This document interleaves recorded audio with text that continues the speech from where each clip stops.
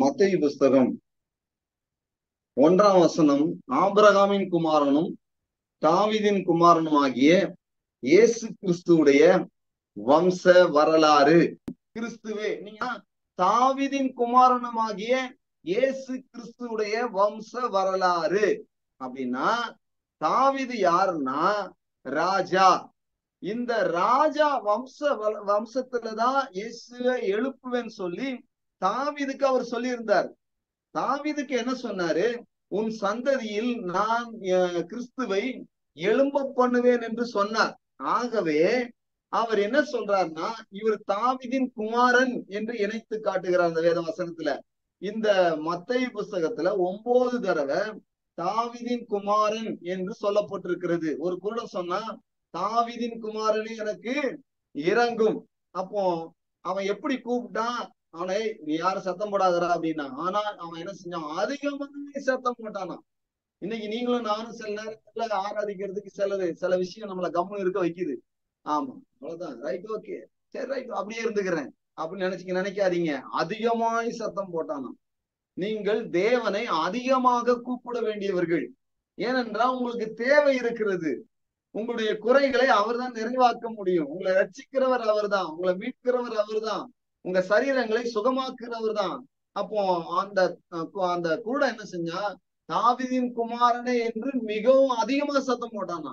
உடனே அவர் நின்று அவனை வான்னு சொன்னாராம். அவன் வரும்போது தன் மேல் அங்கியை குடன் என்கிற ஒரு அடையாளத்தை தூக்கி போட்டுட்டு இயேசு கிட்ட வந்தானா. இயேசு அவனை சுகமாக்குனார்னு போட்டிருக்கு. குடனை பார்க்கும்படி செய்தார் எரிகோ போற வழியில. அப்படின்னா நீங்க தாவீதின் குமாரனே என்று நீங்கள் தேவனை இயேசுவை அழைக்கலாம், தப்பு கிடையாது. தாவீதின் குமாரனே எனக்கு இறங்கும் அப்படின்னு கேட்டான். அவன் கேட்ட கேள்வி சரியான வசனம். தாவீதின் குமாரனே எனக்கு இறங்கும். எப்படி பாருங்க, சில நேரங்கள்ல நம்ம ஆண்டவரையும் இப்படி இறக்கத்திற்காக நன்றின்னு நம்ம சொல்றோம். அப்ப இங்க போட்டிருக்கு, தாவீதின் குமாரன் மூலியமாக தான், அந்த குமாரன் மூலியமாக தான் ரட்சிப்பு மேசியா வருகிறார் என்பதை அவர் ராஜா, மேசியா என்பதற்கு அபிஷேகம் பண்ணப்பட்ட ராஜா. அப்ப இவர் மெய்யாகவே இவர் ராஜா என்பதை நிரூபிக்கிறதுக்கு இந்த முதல் வசனம் சொல்லுது, இயேசு கிறிஸ்துவுடைய வம்ச வரலாறு.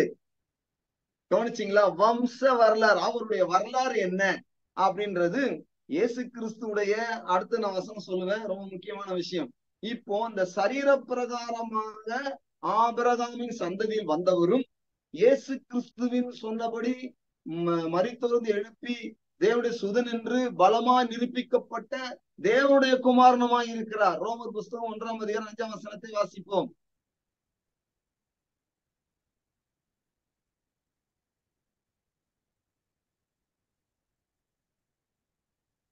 மாம்சத்தின்படி தாவீதின் சந்ததியில் பிறந்தவரும் பரிசுத்தமுள்ள ஆவியின்படி தேவனுடைய சுதன் என்று மரித்தோழ்ந்து உயிர் தெழுந்ததினாலே பலமா ரூபிக்கப்பட்ட தேவ குமாரனுமாய் இருக்கிறார். நம்ம நினைக்கிறோம் உடனே தாவீதின் வம்சத்துல வந்தவர்னா உடனே மாம்ச பிரகாரம் வந்தவர் இல்ல.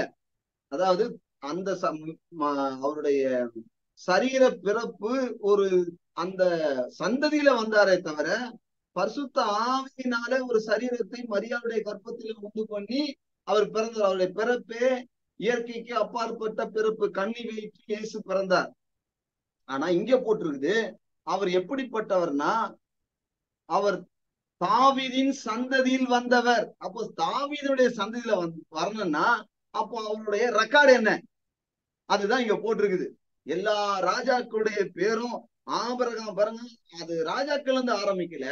அது எங்க இருந்து ஆரம்பிக்குதுன்னா, அது ஆபிரகாமில் இருந்து ஆரம்பிக்குது. 2வது வசனம் பாத்தீங்கன்னா, ஆபிரகாம் ஈசாக்கை பெற்றான், ஈசாக்கு யாக்கோபை பெற்றான், யாக்கோபு யூதாவையும் அவன் சகோதரனையும் பெற்றான், யூதா பாரஸ். இப்படி வந்து அது எங்க வருதுன்னா, போவாஸ் எஸ்ரோமை பெற்றான், எஸ்ரோம் ஆராமை பெற்றான், ஆராம் அமிர்தாவை பெற்றான், அமிர்தான் நகசூனை பெற்றான், நகசூன் சல்முனாவை பெற்றான், சல்மோன் போவாசை பெற்றான், ராகாப்பினிடத்தில் பெற்றான் போவாசு.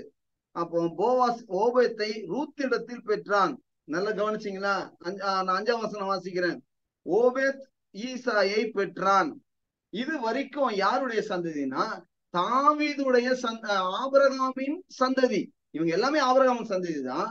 ஆனா ஆபிரகாமில் இருந்து ஓபேத் வரைக்கும் ஆபிரகாமின் சந்ததியை சொல்லிட்டு அதுக்கப்புறம் தாவீதுடைய சந்ததி வருது. அதுக்கப்புறம் பாத்தீங்கன்னா ஈசாய் தாவீது ராஜாவை பெற்றான்.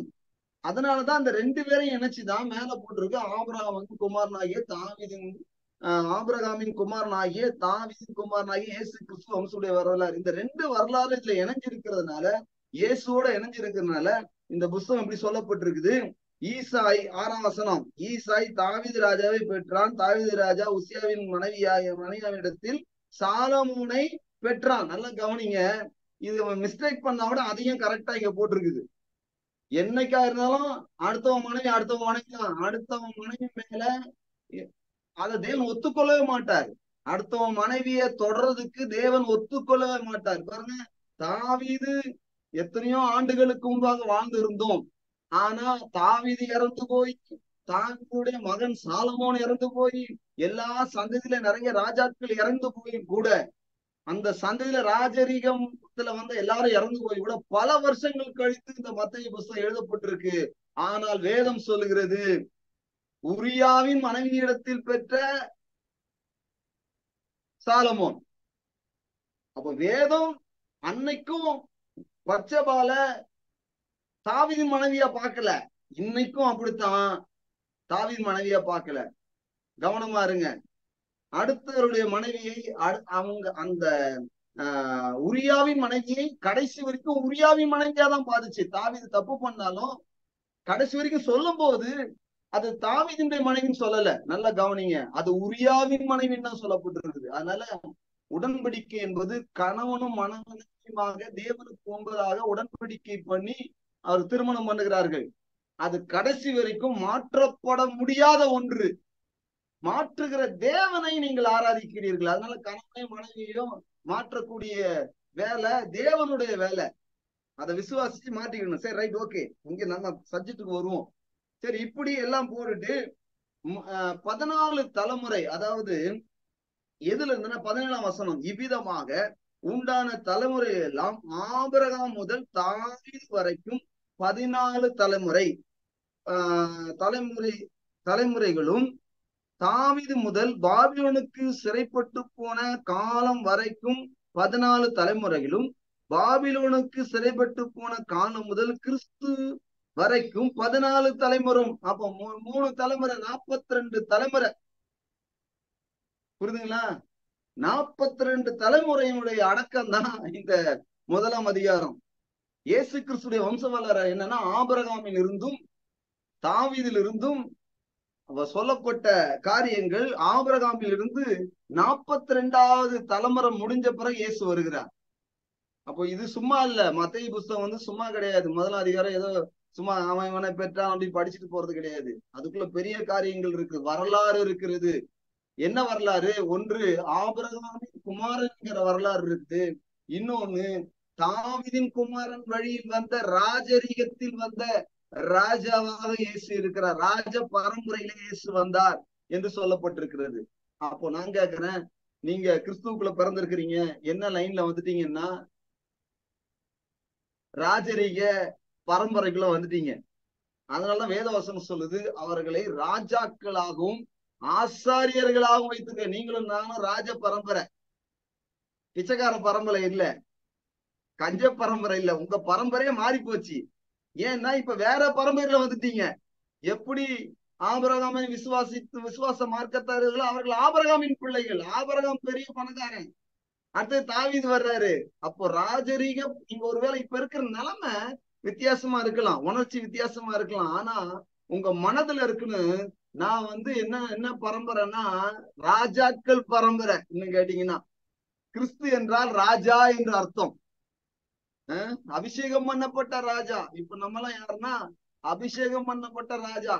ராஜா எங்க உண்டோ அங்கே அதிகாரம் உண்டு. அப்போ உங்களுக்கு அதிகாரம் அதனால கொடுக்கப்பட்டிருக்கிறது. நீங்க மனசுல கொஞ்சம் ஸ்லேவா, அடிமை சிந்தனையே இருக்கக்கூடாது. அடிமை சிந்தனையை நீங்க உடைத்தெறியணும், அடிமை சிந்தனையை துரத்தணும். நீங்கள் அடிமை அல்ல, நீங்கள் ராஜாக்கள். அதனாலதான் ரோமர் புஸ்தகம் 5ஆம் அதிகாரம் 19ஆம் வசனம் சொல்லுது, ஜீவனை அடைந்து ஒருவராலே ஜீவனை அடைந்து ஆளுவார்களாமே. அது இன்னொரு மொழிபெயர்ப்புல சொல்லப்பட்டிருக்குது, ராஜாக்களை போல ஆளுவார்களாமே. நீங்கள் எதிர் மேலெல்லாம் உங்களுக்கு ஆளுகை இருக்கு என்று உங்களுக்கு தெரியுமா? ஒரு ராஜாவுக்கு ஒரு எல்லை இருக்கிறது. அந்த எல்லைக்குள்ளதான் நம்முடைய அதிகாரம் இருக்கிறது. ஆனா உங்களுக்கும் எனக்கும் இயேசுவுக்கு எங்கெல்லாம் அதிகாரம் இருக்கோ அங்கெல்லாம் உங்களுக்கும் எனக்கும் அதிகாரம் இருக்கு. ஏன்னா அந்த ராஜாதி ராஜா ராஜாவுக்கு அதிகாரம் கொடுத்திருக்கிறார். இப்ப எனக்கு எங்க அதிகாரம் இருக்குது? என் வீட்டுல மட்டும்தான் அதிகாரம் இருக்குதா? உங்களுடைய அதிகாரம் இயேசுடைய சரீரத்திற்கு எங்கெல்லாம் அதிகாரம் இருக்கிறதோ, நீங்களும் இயேசுடைய சரீரம், கிறிஸ்துவின் ஆவி உங்களுக்குள் இருக்கிறது. அப்படின்னா அபிஷேகம் பண்ணப்பட்ட ராஜாவின் ஆவி உள்ள இருக்கிறது. உள்ள இருக்கிற ஸ்பிரிட் என்ன ஸ்பிரிட்? வெளியே வேணா தோற்ற வித்தியாசமா இருக்கலாம், ஆனா உள்ள இருக்கிற ஸ்பிரிட் என்ன ஸ்பிரிட் தெரியுமா? அது கிங்லி ஸ்பிரிட். இது ராஜாக்களுடைய ஆளுகை செய்கிற ஒரு ஆவி எனக்கு கொடுக்கப்பட்டிருக்கிறது. அதுதான் கிறிஸ்து. உங்களுக்கு எனக்கும் கிறிஸ்து கொடுக்கப்பட்டிருக்கிறது. அப்படின்னா எதுலெல்லாம் ஆளுகை இருக்கிறது? எல்லாவற்றிலும் மேல ஆளுகை இருக்கிறது. இயேசு என்ன சொன்னார்? வானத்திலும் பூமியிலும் சகல அதிகாரம் எனக்கு கொடுக்கப்பட்டிருக்கிறது. அதை பெற்றிருக்கிறேன், நான் ஜீவனை அடைந்திருக்கிறேன். இப்போது நான் ராஜாவை போல ஆளுகை செய்கிறவன். உங்களுடைய சரீரத்தை நீங்கள் ஆளுகை செய்கிறவர்கள், உங்களுடைய சூழ்நிலையை நீங்கள் ஆளுகை செய்கிறவர்கள். உங்களுக்கு வருகிற இந்த உலகத்துல வாழ்கிற எல்லா காரியங்களிலும் உங்களுடைய தனிப்பட்ட வாழ்க்கையில வருகிற எல்லாவற்றையும் நீங்கள் ஆளுகை செய்கிறவர்கள். ஏனென்றால் உங்களுடைய கணவனுடைய சரீரத்திற்கு நீங்கள் தான் அதிகாரி, உங்களுடைய மனைவியினுடைய சரீரத்துக்கு நீங்கள் தான் அதிகாரி. காரணம் என்னவென்றால் நீங்கள் கிறிஸ்துவின் ஆவியை பெற்றிருக்கிறீர்கள். நீங்கள் கிறிஸ்துவின் சந்ததி. நான் கிறிஸ்துவின் சந்ததி. நீங்க சொல்ல வேண்டிய காரியம், நான் கிறிஸ்துவின் சந்ததி. கிறிஸ்துடைய சந்ததி என்ன? அவர் தாவீதின் குமாரன், அவர் ராஜாக்களின் வழியில் வந்தவர், அவர் விசுவாசமாகிய ஆபிரகாமின் வழியில் வந்தவர். அப்படின்னா நான் யாரு? நான் யாருன்னா கிறிஸ்துவின் சந்ததி. அப்படின்னா ராஜரீக சந்ததியில் உள்ளவன். அதனால்தான் 1 பேதுருல போட்டிருக்குது, நீங்கள் ராஜரீக ஆசாரிய கூட்டம். நீங்க சாதாரணமானவங்க இல்ல, ஆசாரிய கூட்டம். நீங்க வெளிப்படுத்தின விசேஷம் 1ஆம் அதிகாரம் 7ஆம் வசனத்திலையும் போட்டிருக்குது, நீங்கள் ராஜரீக ஆசாரிய கூட்டம். வாசிங்களேன். வெளிப்படுத்தின விசேஷம் 1ஆம் அதிகாரம் 6. நம்மிடத்தில் அன்பு கூர்ந்து நமது இரத்தத்தினாலே கழுவி நம்முடைய பாவங்களை நம்மை நல்ல கவனி. நம்ம அன்பு கூர்ந்தார். முதலாவது உங்க மேல அன்பு கூர்ந்து உங்களுடைய பாவங்களை அவர் உங்களை கழுவினார். கழுவி நம்முடைய பிதாவாகிய தேவனுக்கு முன்பாக நம்மை ராஜாக்களும் ஆசாரியம். உங்களை என்ன ஆக்கினாரு? ராஜாவும் ஆசாரியமாக்கினார். அப்ப ராஜா என்றால் என்ன அர்த்தம்னா உங்களுக்கு ஆளுகை இருக்கிறது என்று அர்த்தம். அப்போ நல்லா கவனிச்சுக்கலுங்க. உங்க மேல தேவன் அன்பு கூர்ந்து உங்களுடைய பாவங்களை கழுவி உங்களை ராஜாக்களாக, உங்களை ஆளுகை செய்யலாய் மாற்றின. காரணம் என்ன? நீங்கள் கிறிஸ்துவுடைய சந்ததியில் வந்ததினால், கிறிஸ்து ராஜாவானால் நீங்களும் ராஜா. உங்களுடைய அதிகாரம் எங்கே இருக்கிறது என்றால் உங்கள் வாயிலே இருக்கிறது, உங்களுடைய வார்த்தையிலே இருக்கிறது. அதுதான் நீங்க 1 பேதுரு புஸ்தகம் 2ஆம் அதிகாரம் 9ஆம் வசனத்தை வாசிப்போம். நீங்களோ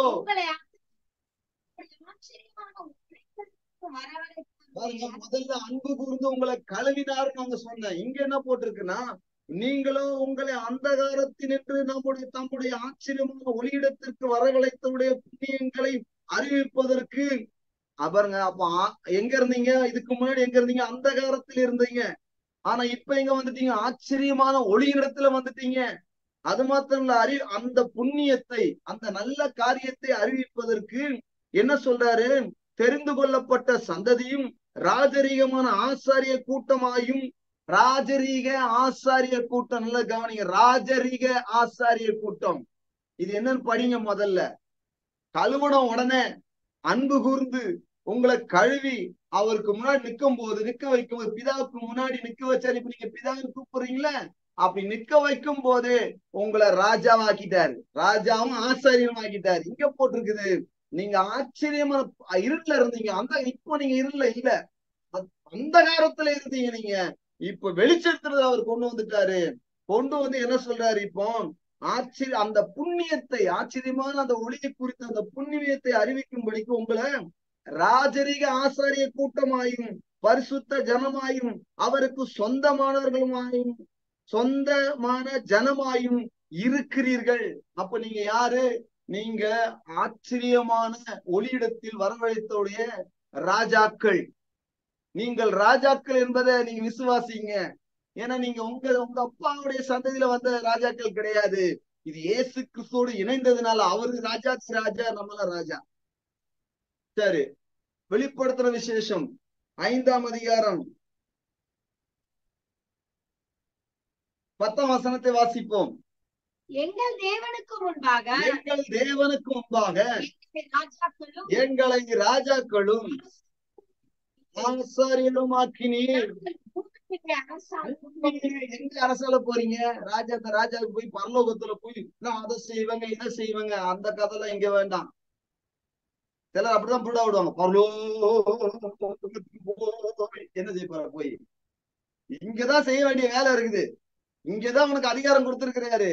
இங்கதான் அந்த அதிகாரத்தை செலுத்தனு. வியாதி மேல செலுத்தனு, பிசாசு மேல செலுத்தனு, சாபத்தின் மேல செலுத்தனு, தரித்திரத்தின் மேல உன் அதிகாரத்தை செலுத்தனு, சூழ்நிலைகள் மேல உன் அதிகாரத்தை செலுத்தனு. அதுக்குதான் இங்க அதிகாரம் கொடுத்துரு. என்ன கொடுத்திருக்கிறாரு? எங்கள் தேவனுக்கு முன்பாக எங்களை ராஜாக்களும் ஆசாரிகளும் ஆக்கினீர், நாங்கள் பூமியிலே அரசாளுவோம் என்று புதிய பாட்டை பாடினார்கள். அப்போ எப்படி பாடினார்கள்? அதுக்கு மேல உள்ள வசனம், தேவரீர் புஸ்தகத்தை வாங்கவும் அதன் முத்திரையை உடைக்கவும் தேவரீர் பாத்திரராய் இருக்கிறீர்.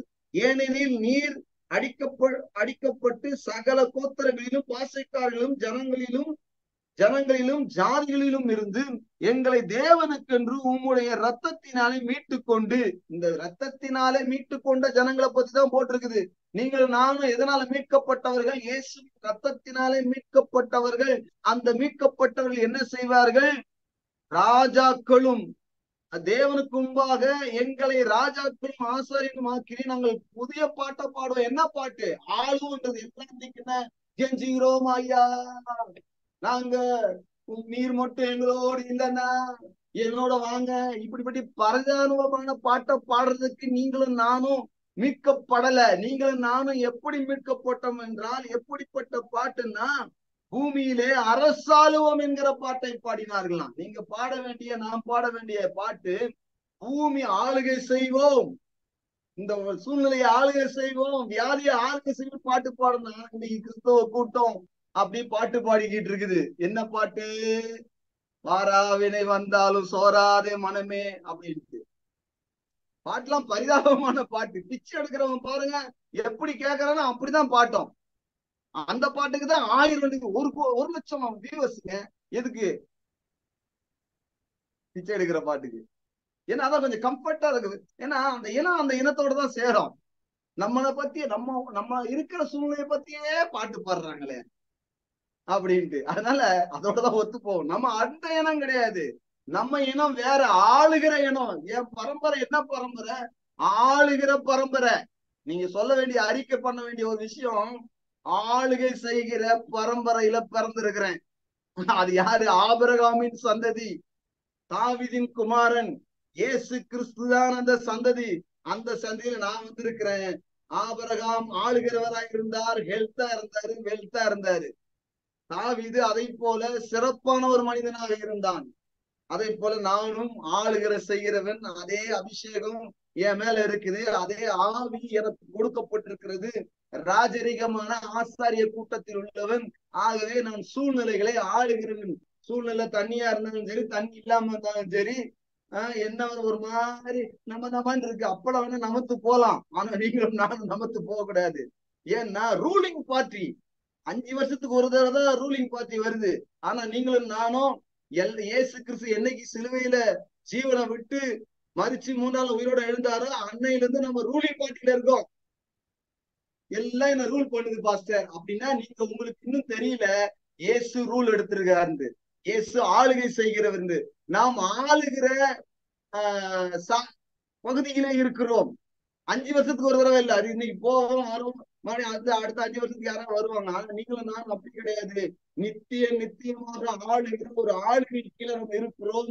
நாம் ஆள பிறந்தவர்கள், ஆளுகிறவர்கள், கிறிஸ்துவுடைய சந்ததி நாம். அதனால நீங்களும் நானும் ராஜ பரம்பரை, அதை மறந்துடாதீங்க.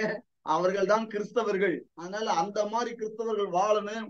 ஆபிரகாமின் குமாரனும் தாவீதின் குமாரனும் இயேசு கிறிஸ்துடைய வம்ச வரலாறு. ஜெபம் பண்ணுங்க. நல்லா அந்நிய பாஷை பேசி ஜெபம் பண்ணுங்க. வீட்டுல தனியா இருக்கும்போது பாடல்களை கேளுங்க, ஆராதனை பண்ணுங்க. உங்க உணர்ச்சிக்கு நீங்க அடிமையாயிராதீங்க, உங்க சூழ்நிலைக்கு நீங்கள் அடிமையாயிடாதீங்க. ஏன்னா அவைகளை எல்லாம் நீங்கள் ஆள பிறந்தவர்கள். ஆளும் அதிகாரம் உங்களுக்கு இருக்குது. நீங்க நினைச்சா அடிமை மாதிரி வாழலாம், இல்லைன்னா ஆளுகை செய்யற மாதிரி வாழலாம்.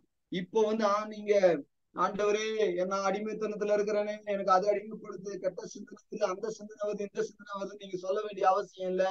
ஏன்னா நீங்கள் ஆள பிறந்தவர்கள். உங்க சூழ்நிலையை நீங்கள் ஆள வேண்டும். எப்படின்னா வாயில முதல்ல எல்லாத்தையும் கீழ்ப்படுத்தணும். வசனத்தை சொல்லி இயேசுவின் நாமத்தினால வியாதியை துரத்தணும், பிசாசை துரத்தணும். உங்களுக்கு எதிராக உங்களுடைய உணர்ச்சியை தாக்குற எல்லாவற்றையும் நீங்கள் துரத்தினீர்கள் என்றால் நீங்கள் தான் ராஜாக்கள். நான் சொல்லலப்பா, பாஸ்டர் அகஸ்டின் எங்களெல்லாம் ராஜான்னு சொல்லிட்டாரு அப்படின்னு நான் சொல்லல. 3 வசனங்களை காட்டினேன். வெளிப்படுத்தின விசேஷத்துல 2 வசனங்களை காட்டினேன். பேதுரு புஸ்தகத்திலே ஒரு வசனத்தை காட்டினேன். 3 வசனங்களை உங்களுக்கு காட்டியிருக்கிறேன். நீங்கள் ராஜ பரம்பரை என்று காட்டியிருக்கிறேன். ஆகவே அதை நிலைத்திருங்கள், இந்த விசுவாசத்திலே வளருங்கள். பாஸ்டர் என்ன சொன்னார் இந்த செய்தியை மறுபடியும் கேளுங்க, நாளைக்கு யூடியூப்ல வரும். நீங்க உட்கார்ந்து இந்த வசனத்தெல்லாம், நான் சொன்ன வசனத்தெல்லாம் எழுதி வச்சு இன்னொரு தடவை படிச்சு பாருங்க. நீங்கள் ஆள பிறந்தவர்கள், நீங்கள் ராஜாக்களின் சந்ததி, ராஜ பரம்பரை. நீங்கள் அந்த பரம்பரையில் தான் நீங்க ஒட்ட வைக்கப்பட்டிருக்கிறீர்கள். ஆகவே அந்த சாரம் தான் உங்களுக்குள்ள வரும். அந்த ராஜ கிறிஸ்துவுக்குள்ள என்ன இருக்கோ அதெல்லாம் உனக்குள்ள வரும். ஏன்னா அந்த சந்ததியோடு இணைக்கப்பட்டிருக்கிறீர்கள். ராஜ பரம்பரை நாம். கண்களை மூடி ஜெபம். அன்புள்ள பரலோக பிதாவே, இந்த இரவு வேலைக்காக நாங்க ஜெபிக்கிறோம். இந்த பிரகாசமான மனக்கண்கள் உண்டாகட்டும், வெளிப்பாடு உண்டாகட்டும். இந்த பகுதியில நாங்க சூழ்நிலையை ஆள நீர் எங்களுக்கு உதவி செய்யுங்க. நாங்க ஜெபிக்கிறோம். தொடர்ந்து உடைய கரம் கூட இருப்பதாக. சத்துடைய சகல வல்லமையை நாங்க மேற்கொள்ளுகிறோம். இவர்களுக்கு சரீரங்கள் சுகமடைவதாக, அபிஷேகம் இன்க்ரீஸ் ஆவதாக, வெளிப்பாடு உண்டாவதாக, இவர்களுக்கு வர வேண்டிய பணங்கள் வருவதாக, சூழ்நிலைகள் மாறுவதாக. இயேசு கிறிஸ்துவின் நாமத்தினால் நல்ல பிதாவே. ஆமென், ஆமென்.